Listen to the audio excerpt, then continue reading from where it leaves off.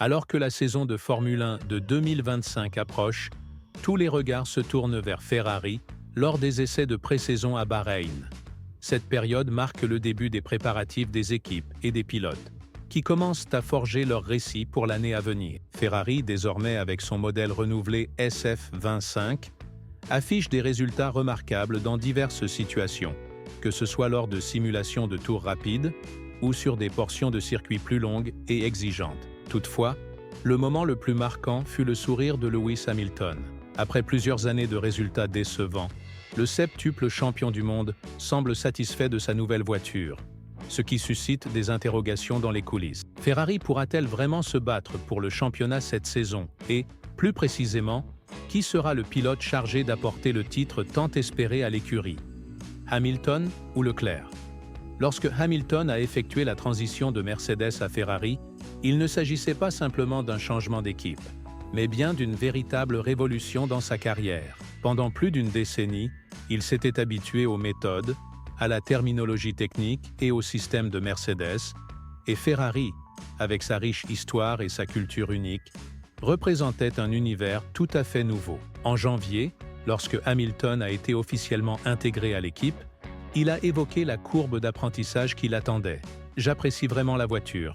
Nous construisons petit à petit un lien », a déclaré le pilote, faisant allusion à ses premiers pas avec la nouvelle équipe. Malgré le fait qu'il se trouve au sommet de sa carrière, cette transition n'est pas exempte de défis. Bien qu'il prenne plaisir à piloter le véhicule, Hamilton doit encore s'adapter à des problématiques techniques et à une dynamique interne qui requiert des ajustements. Hier a été une journée raisonnable, tout juste acceptable, mais nous avons tenu l'ensemble de notre programme d'essai.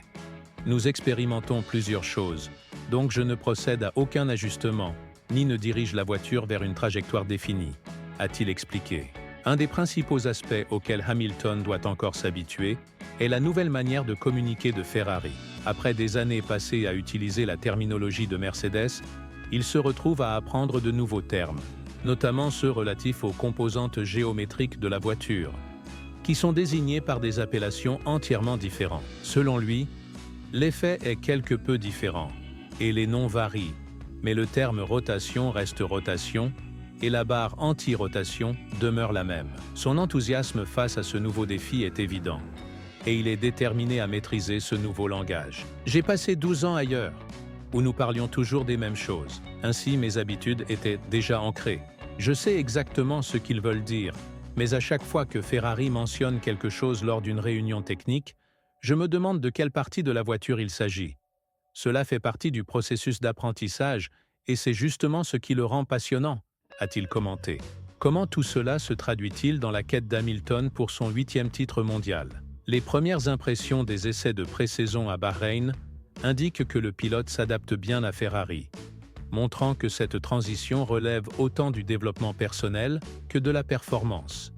Il ne fait aucun doute que l'immense expérience d'Hamilton sera un atout précieux pour l'équipe, surtout alors que Ferrari cherche à défier la puissance de McLaren et de Red Bull en 2025. Cependant, Hamilton n'est pas le seul à attirer l'attention.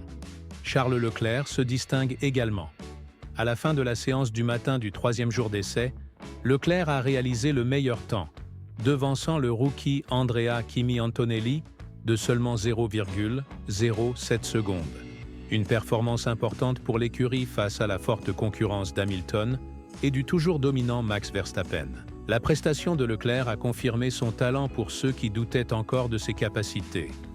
Alors qu'un échange de temps au départ de la séance opposait lui et Antonelli, c'est Leclerc qui a fini par s'imposer, réalisant un tour en 1 minute 30,86 secondes. Même le champion du monde en titre, qui évoluait dans une catégorie à part chez Red Bull, n'a pas réussi à égaler le rythme de Leclerc à Bahreïn.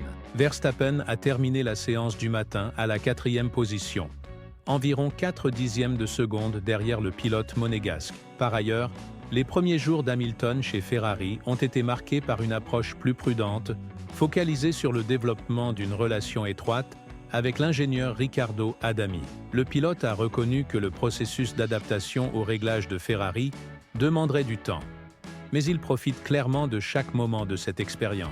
Les essais, malgré les défis posés par les conditions variables de la piste à Bahreïn, montrent que l'équipe se prépare à être une concurrente de taille en 2025.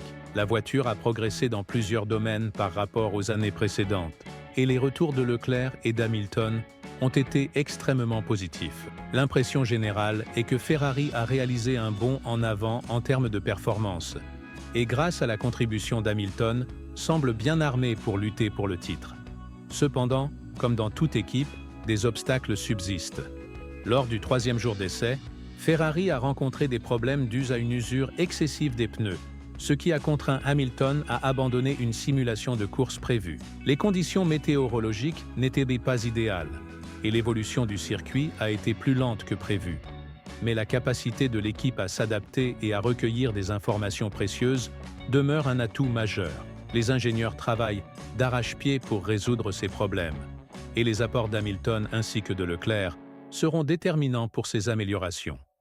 Un point positif est que les pilotes fournissent aux ingénieurs un retour d'information d'une grande valeur. Il convient de souligner qu'Hamilton, contrairement aux autres, avec son expérience considérable, constitue un facteur différenciateur important pour Ferrari, surtout après les récentes modifications apportées au volant et aux pédales pour mieux correspondre à son style. Il est clair qu'à partir de l'Australie, cette période sera très productive pour le pilote britannique. Hamilton s'est montré particulièrement transparent quant au processus d'adaptation chez Ferrari.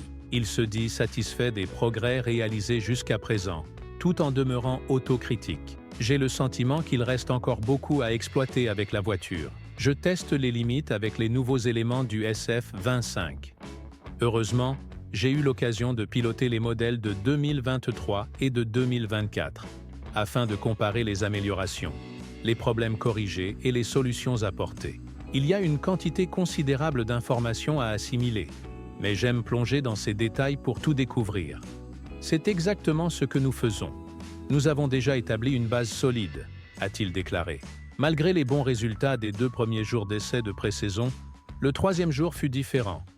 L'équipe n'a guère pu effectuer les tests prévus pour des raisons encore inconnues. Le plan initial était que Hamilton réalise une simulation de course complète, mais cette idée fut rapidement abandonnée en raison de l'usure extrême des pneus. Même après des tentatives d'ajustement, le problème persista, obligeant le pilote à passer beaucoup de temps dans les stands. Des rumeurs circulaient selon lesquelles Ferrari accorderait davantage d'attention à Leclerc, celui-ci ayant réalisé un plus grand nombre de tours, mais au vu du traitement réservé à Hamilton, aucune preuve concrète ne vient étayer cette hypothèse. L'objectif principal de Ferrari demeure incontestablement la conquête du championnat des constructeurs. McLaren représente la plus grande menace, avec son duo solide composé de Lando Norris et d'Oscar Piastri. Bien que Piastri doive encore s'adapter à la voiture, il est prévu qu'il progresse au fil de la saison. Par ailleurs, Red Bull devrait aligner un rookie aux côtés de Verstappen en 2025, rendant improbable le maintien du même niveau de domination qu'en 2023. Mercedes pourrait créer la surprise lors de certaines courses, mais ne semble pas être une prétendante sérieuse au titre. Pour Ferrari, la synergie entre Leclerc et Hamilton sera déterminante, puisque Leclerc est convaincu que leurs styles de pilotage similaires propulseront l'équipe vers de nouveaux sommets. Lorsque la saison débutera en Australie, la rivalité entre ces deux pilotes ne manquera pas de s'intensifier, promettant une lutte acharnée entre coéquipiers pour la gloire de Ferrari. Quelle est votre opinion? Hamilton et Leclerc parviendront-ils à s'adapter rapidement et à se battre pour le titre des constructeurs? Ou une autre équipe prendra-t-elle l'avantage cette année?